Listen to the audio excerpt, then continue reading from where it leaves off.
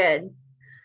All right, so my name is Rebecca Winch. I am an environmental specialist with the Hillsborough County Conservation and Environmental Lands Management Department, fondly known as CELM because it is quite a mouthful. And so is the Jan K. Platt Environmental Lands Acquisition and Protection Program, which we often call ELAPP for obvious reasons. So I don't know how many of you have heard of the ELAPP program, probably quite a few, but it is one of the most exciting land acquisition programs in Florida. So back in the late 1980s, the people of Hillsborough County realized that development was starting to take off and that they needed to preserve and protect some of the remaining natural areas in Hillsborough County, not only for future generations, but also, of course, for the wildlife and plants that we hold very dear. And that is how the ELAPP program was born. So since that day, they have preserved over, Joel, please correct me if I'm wrong, about 64,000 acres of land and counting. Acquisitions happen every year. This is a voluntary voter-funded program. So if you live in Hillsborough County, you can look at this land and be proud that you are part of this program, but they are also always looking for more people to get involved. So please feel free. I think they would love it. This right here on my screen is a map showing not all of the ELAPP land, but Hillsborough County's publicly available, publicly open conservation parks, which are in blue, and nature preserves, which are in green. I look at this map and smile because it is clear that we have protected a lot of land in this county. You can even see the creek corridors as you kind of go through. But there's a lot more to be done. We all see the development happening in Hillsborough County every day. So the ELAPP program is not done acquiring and preserving land, nor should it be. So I am really happy to work on some of these amazing nature preserves. I have been to all of these sites almost. But the one that I work at now is up in the top right corner, Lower Green Swamp Nature Preserve. And I also help to manage Blackwater Creek just to the west and English Creek, which I can't really see past the Zoom screen, but it should be on here, tiny green dot a little south of that. Those are beautiful preserves. And if you haven't been there, I highly recommend it, and not just because I am biased. I've actually gone on a couple of bird hikes with Mary at Lower Green Swamp, and it is quite a treat. So how do we manage these 64,000 acres of land for the benefit of Florida's wildlife? That's where prescribed fire comes in. That is one of the many tools that we use. So what is prescribed fire? This is our favorite response. Prescribed fire is a safe way to apply a natural process, ensure ecosystem health, and reduce wildfire risk. So let's dig a little bit deeper into that. Safe, prescribed fire is performed by very highly trained wildland firefighters, such as yours truly. Much safer than a wildfire. Safe way to apply a natural process. This is a natural process in Florida. Ensure ecosystem health and reduce wildfire risk. I'll go into all those a little bit further. Next slide. So a lot of you probably know this. Florida is the lightning strike capital of the continental United States. We get thousands of lightning strikes, sometimes in a month, especially in the rainy season. So because of all those lightning strikes, for thousands of years, Florida has endured lots of wildfire. And because of that, most of the plants and animals in Florida have evolved not only to deal with that fire and remain healthy, but also to depend on fire. In the late 90s, I believe 1998, Florida had a really intense wildfire season. Some of you may remember that. I do not. I was in Maryland at the time, unfortunately. But because of that, Florida, all of the agencies in Florida, the Florida Forest Service, the counties, the state parks, many other agencies as well, they really ramped up their use of prescribed fire, and it has been a huge success. So we are one of the leaders in acreage and numbers of prescribed fires every year in the entire US, and in fact, in the world. We're pretty proud of it. Prescribed fire has a lot of benefits, and if you ever have walked through a nature preserver park right after a fire, you might say that it looks pretty dead. You'd be right, but if you come back just a week later, you start seeing those fresh green little tips poking through the soil. The green starts coming back to the tips of the palmetto.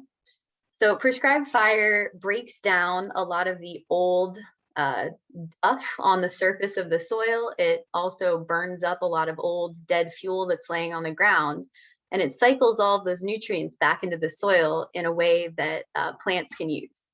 So that encourages new growth, and a lot of the endangered and threatened plants in Florida actually need fire in order to germinate, such as this beautiful grass pink in front of you on this slide, really lovely flower.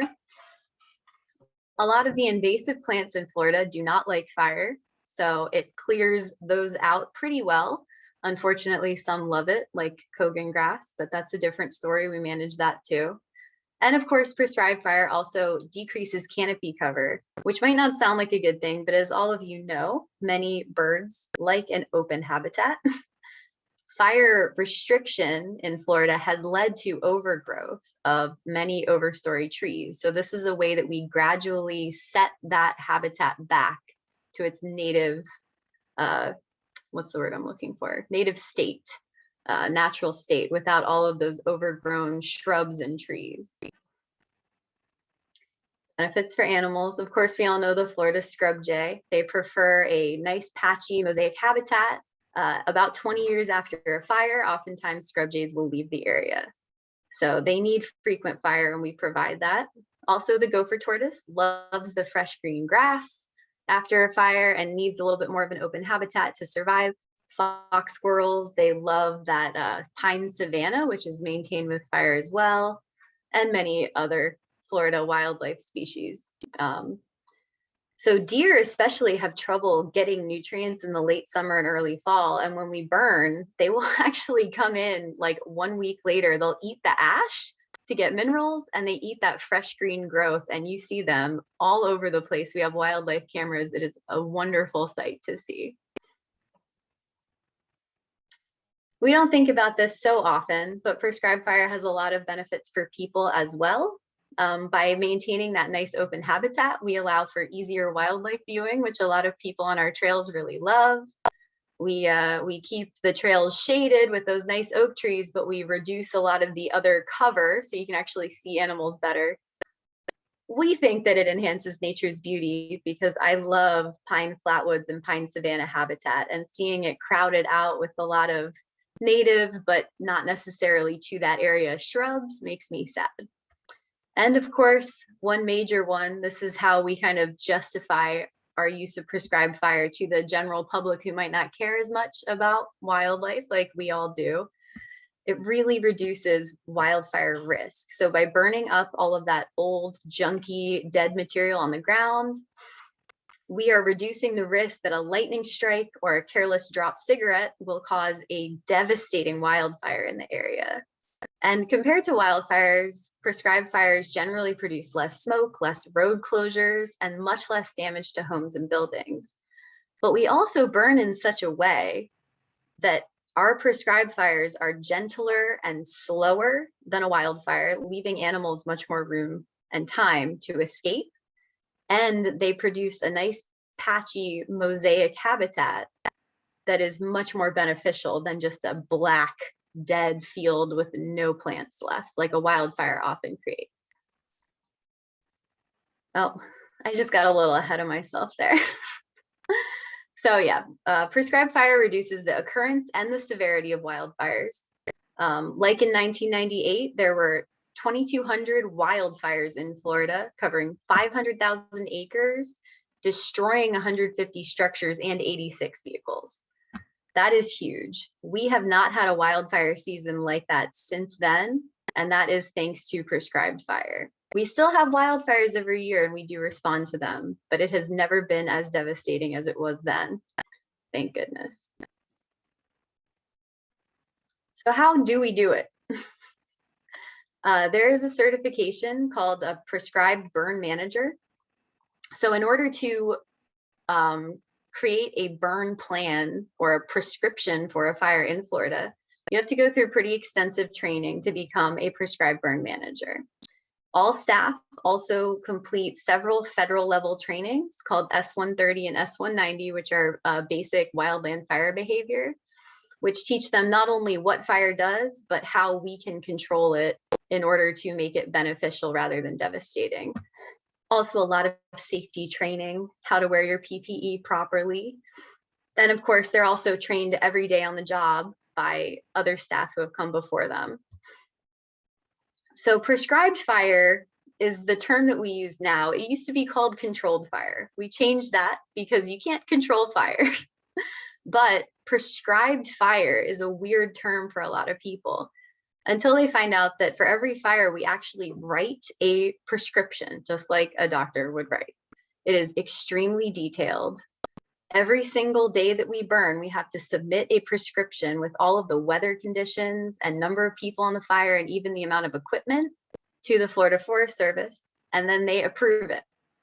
If the weather conditions aren't right, we will get denied, and that's happened many times, which is all for the best because we want to be safe.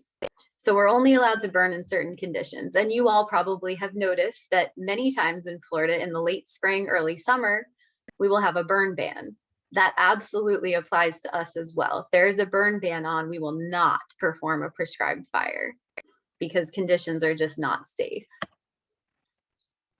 This is a little snippet of a burn prescription at my beloved Blackwater Creek Preserve, just 2 little management units. So you'll see our burn purpose. This is the same purpose we put on pretty much every burn. It's ecological maintenance and restoration.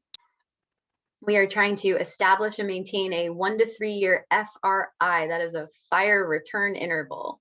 And that's because most of the habitat here is pine savanna, which has a very brief fire return interval. We're trying to reduce fuel, increase biodiversity. And you can see here we have a mosaic burn structure, 20% green and 80% black. That's what we want left over when the fire has gone through. So we're looking for not all black and burned, with plenty of green plants left over. And of course, stimulate wiregrass seeding. This is one of those plants that depends on prescribed fire. We also have to do a smoke map for every fire we perform so that we know that we're not smoking out places like hospitals and schools and nursing homes and important large roads like I-4. That would not be fun. These are all kind of technical things, but this is basically how quickly we want our fire to move on various parts of the fire, how high we are allowed to have our flame length. We have our personnel list. We have our control lines. We even have a very detailed firing plan. So we'll have a map with different numbered points or labeled points, and we proceed through a very, very specified plan. And then, of course, the weather conditions. We can only burn under certain conditions. This is a pretty wide humidity range, but 35% is very low for Florida. 45 to 95, that's also a very, very wide temperature range. But these are basically the conditions under which we are allowed to burn. Now, if we submitted this plan to the Florida Forest Service, and that day it was supposed to get down to 28% humidity, it would not allow us to burn because that's not in our prescription. So this is a very regimented process, and it takes a while, but it is worth it. So this is the anatomy kind of a prescribed fire. This is not necessarily exactly how we do it in Florida, but basically, let's say that the wind here is moving from the right of the screen to the left of the screen. So from the green towards the black. Can you guys see my mouse? Can someone unmute and tell me if you can see my mouse moving on here? Yes. Or just nod or, okay, cool. So here where my mouse is, we would start what's called a backfire, which burns very slowly against the wind. We start flanking fires on the edges just to keep up with the backfire so that if it decides to switch direction, we've already burned black here so it can't come attack our line. This is much blacker than usually our fire is. Most of the time we'll have cypress domes, we'll have pockets of green. And then eventually we kind of gently close this off, but normally this has act really slowly across the whole unit. So all we need to do is kind of finish this little line here and call it a day. We do have switchy winds sometimes. You might notice my voice is a little bit hoarse. I was on a prescribed fire a couple of days ago where I was sitting in smoke all day because the wind was just hammering our line out of nowhere. But it's Florida, weather is weird. What can you do? So that's basically how we do this. We have people with something called a drip torch, which is how we ignite the fire. We have people with hand tools and fire engines, from a huge brush truck to a little 4x4 with a little 25-gallon tank on it. We use it all. And those are just to make sure that the fire doesn't go anywhere across the line. We till sides of trails for a nice mineral soil fire break. So yeah, it's a pretty safe process, but because the only reason it is so safe is because we do it in a very specific way. This is the thing that a lot of people ask, you know, why are you putting so much smoke in the air? We are very careful about this. We have a lot of tools that we use online to create a smoke map of smoke sensitive areas. Like I said, we can only burn in strict weather parameters. So there's something called dispersion that affects how well the smoke lifts. If the dispersion is too low, that means the smoke will sit on the ground all day. We don't want that. So if the dispersion is too low, we can't burn. If it's too high, the smoke will go way high up, move with the transport wind, and then drop on another area. So I've heard of a wildfire north of like Pasco dumping ash on Sarasota before. It's crazy how far this stuff can go. So we can't eliminate the impact of smoke. But as I said before, smoke from a prescribed fire is generally of shorter duration and slightly less than that would be generated by a wildfire. Here's an example of one of those smoke maps. This is where we were burning. This is the way the smoke would go. This is about where the visible smoke would stop. Obviously, you can tell there was going to be an east wind that day blowing the smoke to the west. This is one of the major problems we face in Florida, wildland-urban interface. And of course, Hillsborough County is always getting more developed. So this picture here on this screen, which is a little bit faded, this is Bell Creek Nature Preserve, completely surrounded on all sides by development. It has a school in the middle. This is a really hard place to burn. We can only burn here when school is out and the weather conditions are perfect. So wildland-urban interface is a huge thing that we think about when we're planning a burn. This is a map of all the wildland-urban interface in Hillsborough County. These are numbers of houses per acre. And this is like I think it's a half-mile buffer around each nature preserve. So we have quite a bit of wildland-urban interface, especially in the Tampa area, as you could imagine. And here is a map showing Hillsborough County in I think that says 38. I can't see everything because of the Zoom screen. And this is, I think, 2018 or 2016. So these open areas have become completely developed. So this problem is only getting more significant with time. So we are always working on better ways to burn, to reduce impacts to the people who live next to our preserves. But again, with so many people living next to our preserves, it's even more important for us to burn to reduce the wildfire risk and reduce the risk to their homes, their persons, their property, our fences, all of that. If you're interested, Hillsborough County has a prescribed fire notification system. If you sign up, you won't get any spam or anything. We're a government agency. We would never do that to you, but you will get an email every single time that we burn in the county, and you can see if it's nearby and if you might be affected by it. And this is our new kind of prescribed fire page where you can learn all about prescribed fire in Hillsborough County. Of course, you don't need to visit it because I just told you everything, but if you're interested in learning more, it is there and it is very, very cool. And that's it. So I am happy to take any questions you all might have. I know this wasn't a particularly bird-focused presentation. I was going to make a joke about winging it, but I feel like you probably hear that a lot at the Audubon Society. So I will keep the rest of that to myself. But yeah, please, any questions you have, I'm happy to answer. So folks, if you want to unmute yourself and ask Rebecca directly, or if you want to put things in the chat box, I can pass them on to her. And I will start with one. given the amount of experience that Florida has, we Florida training rangers, park rangers from other states? That's a really good question, and I am not certain. I'm sure that the Florida Forest Service shares their knowledge somewhat with other state agencies. And I do know that the National Park Service in Florida burns as well, and they do share their knowledge with other, national parks, the BLM. But one thing that we do is the Florida Forest Service and occasionally Hillsborough County. If we are trained as wildland firefighters and we get something every year called a red card, which is our federal wildland firefighter certification, we do go out west to fight fire there. And while we're there, we do share our knowledge from Florida with people out west. However, as you may imagine, the circumstances out west for prescribed fire are extremely different than they are in Florida. It is more difficult. There's a very different landscape, different terrain, different habitat, different plants. So we can share some, but a lot of our knowledge is not actually as useful out west because of the difficulties that they face, especially with the, what is it, a 2,000-year drought currently. Yeah. But yes, to some extent we do share knowledge, but not maybe as much as we could. Okay. So a couple questions have come in. Tina wants to know, which preserves have you never visited?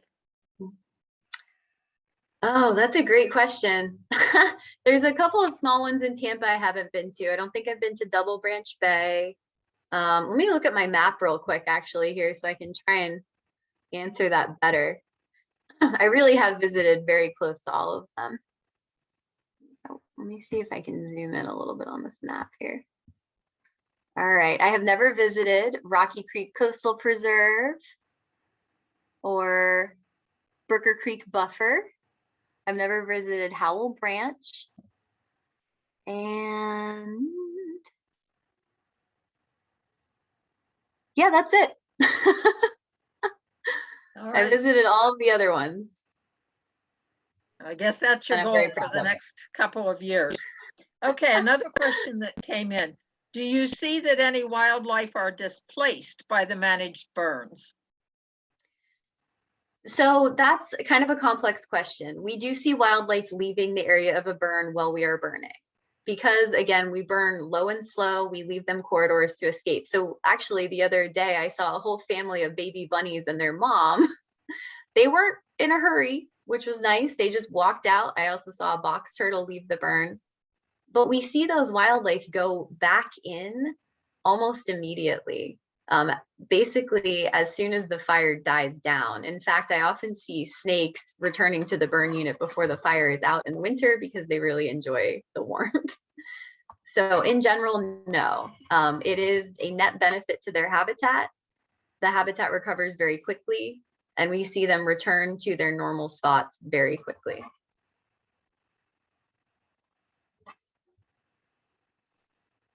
So I was just curious, you said you were out on a burn. It just seems like it's very dry now. So conditions are good now to burn? We are heading into a drought condition. It was pretty dry the day that we burned, but we only burned, I know this sounds kind of big, but it's actually a small prescribed fire. We only burned about 30 acres. We had a very favorable wind. It was light. It was in a non-duffy area, which means that the fire will go out very quickly and we don't have to worry about it popping back up. And that fire was surrounded on all sides by previously burned land that was still what we call black. So in certain conditions, when it is drier, the Florida Forest Service will approve a prescription as long as we've taken those precautions. But like you said, it is getting dry. March is forecasted to be drought for sure, as we can all feel as soon as we step outside right now. So we will probably have to stop burning very soon. Most likely within the next few weeks, we will have a burn ban issue. That's my personal opinion. I have not talked to the Florida Forest Service about that, but that tends to be the case this time of year. Well, I wondered, you had flashed on a slide that had where you could be notified by email whether there was going to be a prescribed burn. And I don't know if you can put that in the chat or if that'll go someplace that I can access it. Yeah, here, let me copy that into the chat real quick. This is the prescribed fire website maintained by Hillsborough County. And if you go to it, you will be able to sign up for those burn notifications. There you go, it's in the chat.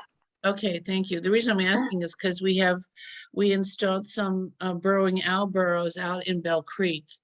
And I don't know if you, I don't know if you were, I don't think you were the one I talked to. There were a couple of Rebecca's, but I don't think you were one of the No, Rebecca's. I did speak to you about those, and Oh, we you talked did? about Okay. protecting them during a prescribed fire. So that's Okay. something that the coordinator, Danielle, out at Bell Creek is aware of, and she will Okay. absolutely protect those burrows. Okay, good, good. I just wanted to be able to get a heads up on a burn, you know, so. Good, thank you, Absolutely. Rebecca. Another question that came in, Oh. I guess relative to the previous question about wildlife being displaced was, do you see gopher tortoise burrows used by wildlife during burns? Yes, actually, my first or second burn, I believe it was January of 2016, I was checking the edges of our line, doing what we call mop up, and I watched a huge diamondback rattlesnake coming out of a gopher tortoise burrow. And it was so cool. It was a little bit jarring at the time, but it was very cool to see. And we all know gopher tortoises are a keystone species. Their burrows protect over 350 other species of animals. I have seen it with my own eyes. I can tell you it is true, and it is really cool to watch.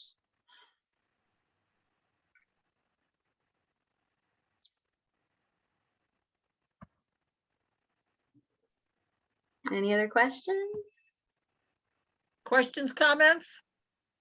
Arguments, as somebody in some organization I used to see. say? I see a question that just popped up in the chat. Andrea R said, have you ever had to interfere with any wildlife during a burn, such as help a struggling animal, even though the fires are slow? The box turtle that I saw coming out of the burn yesterday, I did actually take him to a little pond. But other than that, I have never seen an injured animal that I needed to help on a fire. I know that it does happen, unfortunately. But again, it happens much less frequently than it would with wildfires. I am very happy I've never seen an injured animal that I had to help on a burn. I would be pretty sad about that. But just the general, you know, if I see a turtle, I will get it somewhere wet, not a tortoise, obviously. Other than that, no, I have had to stomp rattlesnakes out of my way on a burn a few times. That was a little bit unpleasant, but I've never had to help an animal on a burn. I have a question. Would you consider a burn at Lettuce Lake Park? That is something you would have to talk to that park manager about, because that is something that the land manager of each park has to make decisions about. I unfortunately don't know. I know that that park is a fire dependent habitat and that they haven't had a burn there in a while, but unfortunately that's not a decision that He would love it. certainly He would love yeah, it. well, I mean, of course, if we have a prescribed fire team in the county now for a reason. So if they reached out to the prescribed fire team, absolutely, of course. That's why they're here. Thank you. Do you coordinate with other counties with environmental lands programs? That is not something that I know on my level. We do certainly with prescribed fire coordinate with the Florida Forest Service and the Florida Park Service. And even with the Hillsborough County Sheriff's Office, we just had a huge helicopter training where we trained them to drop water on fires with the helicopter. As for the lands management aspect, that is a department leadership question. I'm guessing that we do to some extent, but unfortunately, I can't give you a better answer than that. I'm sorry. Just with regard to that, I've just found out that Polk County's environmental lands program is more or less sunsetted. And so they're going to put on the ballot for the next ballot to refund that program. So. Oh, good. Yeah. opportunity. We need all the wildlife corridor we can get. We all of our nature preserves, most of them on the eastern side of the county, are part of a huge wildlife corridor that stretches up into Pasco and Polk. So the more land they protect, the more it benefits the wildlife down here as well. It's all connected. Does CELM or ELAPP, do you know, do either of them have any say in permitting any of these housing, I refuse to call them developments, housing destructions that are limiting more and more our park areas? So that is not something that our department really has anything to do with, other than, you know, perhaps our department leadership might speak with other departments and try to get that worked out. But we do not do any permitting. What our department does is manage the land that's been already acquired. That would be development services. Possibly EPC has a little bit to do with it. I don't know how much, but certainly not our department. But would you have any input that you know of? I mean, if there's a hearing coming up on turning another 500 acres of woods in southeast Hillsborough County into more asphalt and concrete, would you be able to, I mean, would anybody in CELM, do you know, be able to speak in a hearing, pro or con? Well, first of all, as the government employee, I'm not sure if we would be able to, because in our capacity as government employees, it's tricky to get involved in stuff like that. Now, as private citizens, we certainly could.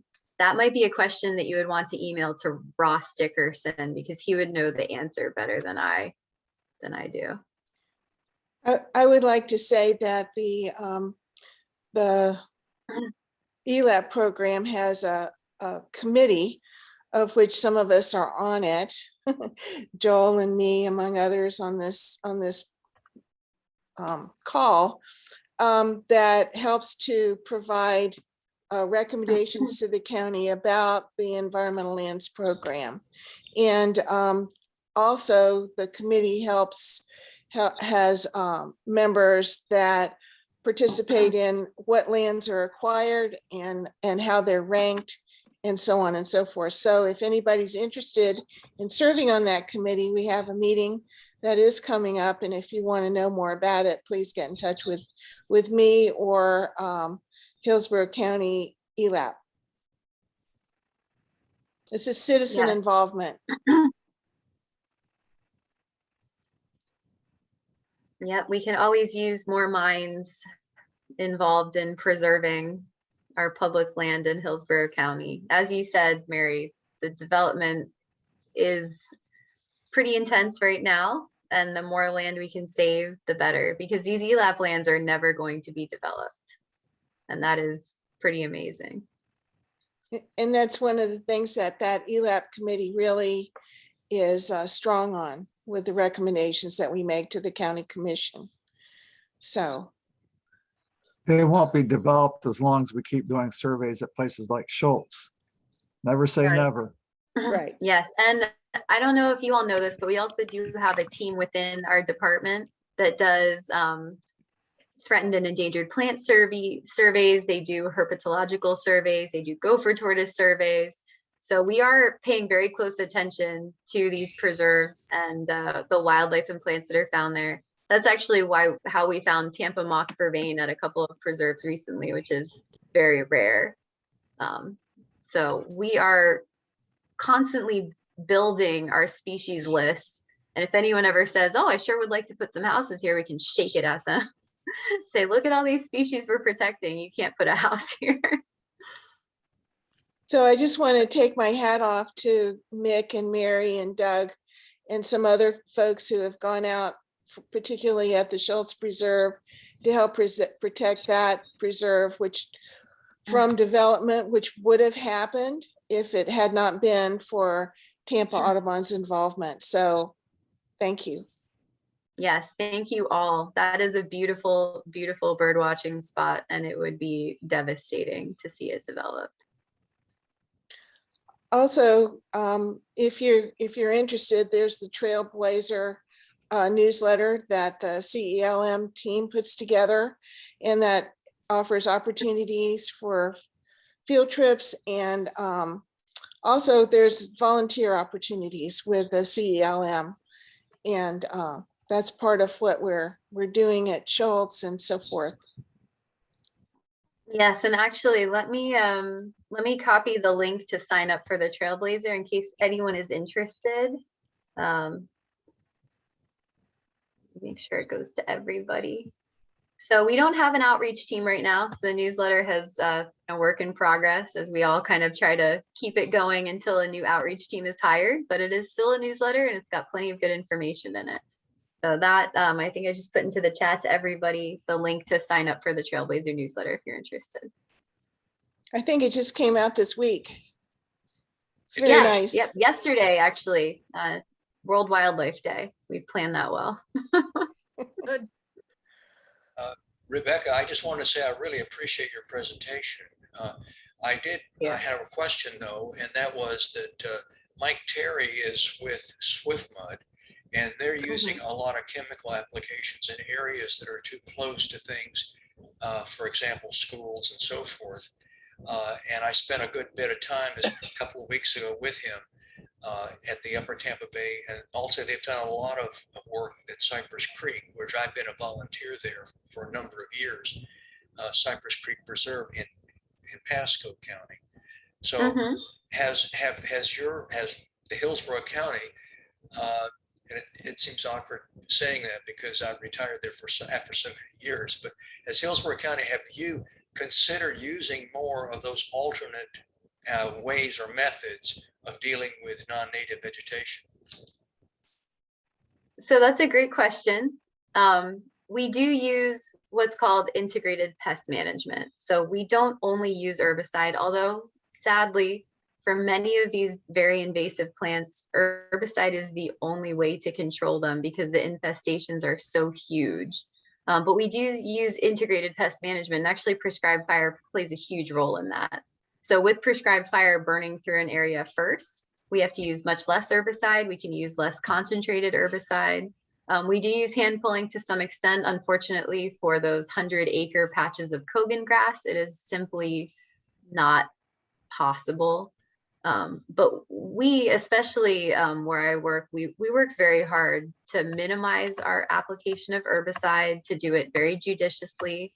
We all have a pesticide applicator's license in Florida. We have to go through a lot of training. I know that SwiftMud does as well, and I'm sure that they're as well trained as we are. But yeah, unfortunately, like I said, we do have to use herbicide, but we try to be conscious, especially of those areas where we shouldn't. We never apply in or near water, for example. Does that answer your question? Well, don't overlook insects as well. Yes. So we definitely don't use any of those really major agricultural herbicides that have been implicated, like neonicotinoids or anything like that. That's all I can say. Yeah, the insects, those beetles are keeping the potato vines in check. Oh, I see what you're saying. Yes, we do. We have air potato beetles at many of our preserves. They recently released the Brazilian pepper thrips, which is a small yellow insect that is hopefully going to help us control the Brazilian pepper tree in Florida, which, as many of you know, is basically the worst invasive plant in Florida. But IFAS is still developing many other, well, not developing, they're testing many other insects for use on invasive plants in Florida. And at the county, we do support and use those tools as well when possible. I have personally released air potato beetles on preserves, and it is very fun to watch them go to work. Well, thanks I don't again. actually spray air job. potato vines anyway. I just pull them down.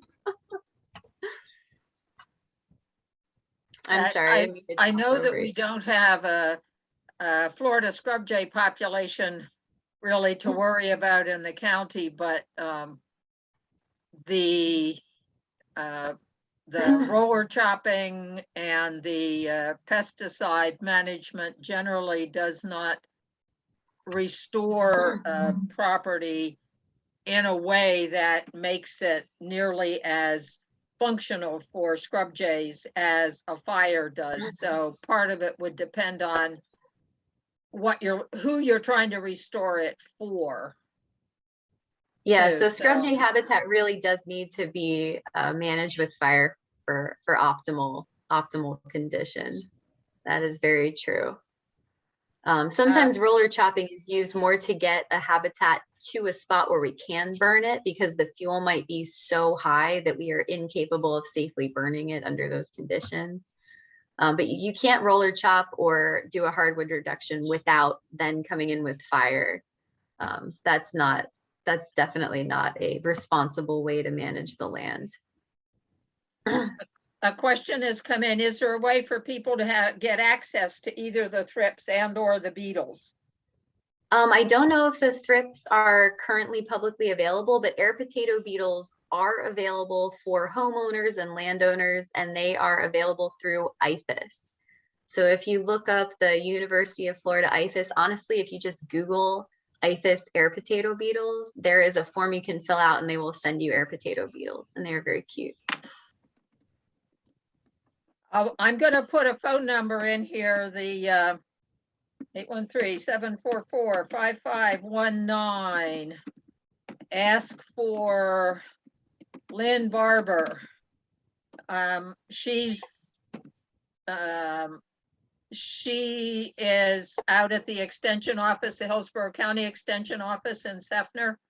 And she would be able to give you probably send you the form or give you the link directly. So if you don't want to spend time Googling it,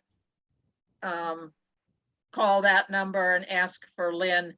You might need to leave a message because as far as I know, they're still on a alternate days work schedule because of COVID.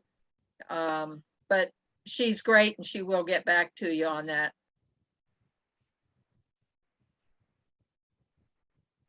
So I just want to Yeah. say that the rest of our talks this year, which is, not that many, are going to be by Zoom. So we just our board decided that we couldn't meet in public this year. But we're hopeful that next fall we'll be able to get together and see each other face to face and maybe share some coverage deliciousness. So any more questions for Rebecca? Anybody? No, thanks. That was very interesting.